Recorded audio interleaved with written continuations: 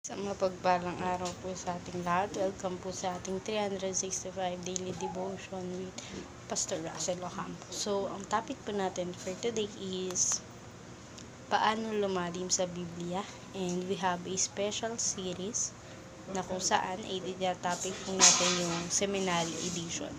And nasa 5 out of 10 na po tayo, at meron po itong concept na Noahic covenant. It is a covenant of preservation in which God promises to sustain the earth and human life despite humanity's sinfulness. This covenant reveals God's mercy and common grace, ensuring that creation will continue until His redemptive plan is fulfilled. By preserving the world, God ensured the fulfillment of the covenant of grace, ultimately leading to Christ.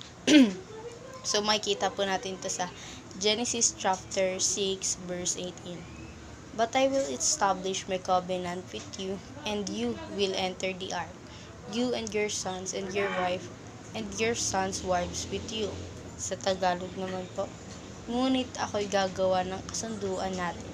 Isama mo ang iyong asawa at ang mga anak na lalaki, pati ang mga asawa nila, at pumasok kayo sa barko. Ngayon naman po, isi-share ko po yung mga natutunan ko sa naging topic po natin for today. So, meron po tayo sa teaching na Noahic covenant. So, first teaching, God preserved the creation of redemption. So, yung Panginoong Kristo, ginawa niya po yung redemption.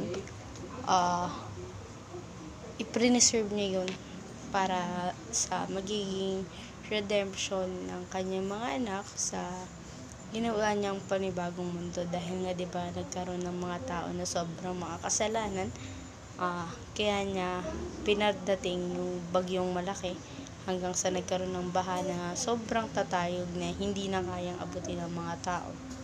So ngayon, sa ginawa niyang bagong mundo, preserve niya doon yung magiging redemption. So, sa second teaching naman, God removes evil from creation.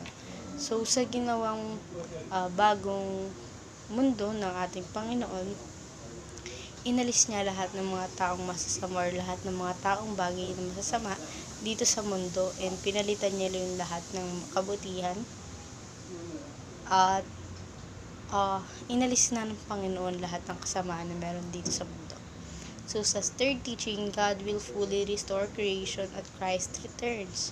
So, yung Panginoon po, nirestore niya lahat ng creation niya sa bagong pagdating niya. Parang ilinis niya yung dating mundo na puro kasamaan at binago niya to sa kabutihan sa muli niyang pagbabalik. So, ngayon po sa application na tayo. First application, work with God in persevering the good creation. So, makipagtulungan tayo sa Panginoon sa paggawa ng mabuting bagay, dahil nga itinuro lang ng Panginoon sa ating mga anak niya is yung maging mabuting tao, dahil nga nung ginawa niya yung mundo ay nung naman talaga yung gusto niya maging mapabuti lahat ng tao, diba? Kaya nga pinagsabihan niya si Adan at Eva na huwag kakainin yung magiging bunga ng isang puno sa hardin dun sa hardin na yun. So, ngayon naman sa second application, fight evil and corruption as against agents of Christ. So, kalabanin natin yung mga masasama na umaano sa puso natin, sa isipan natin, lalong-lalo na yung mga corruption, bilang isang sugo ng Panginoon dito sa lupa, dahil tinuruan niya nga tayo mas maging mabuting tao. So, yung mga bagay na yun dapat hindi na natin ginagawa pa, bagkus dapat nilalabanan natin. So, ngayon naman sa third application, hope for full restoration of the whole creation. Ipagdasal natin or maniwala tayo na mabalik yung dating restoration na ibinigay sa atin ng Diyos sa buong mundo, dahil nakikita naman natin kung gaano pasama yung mundo natin. So, ipagdasal natin na babalik pa rin yung dating gusto ng Panginoon. Ngayon naman sa discussion na tayo, ang tanong po dito is, if God is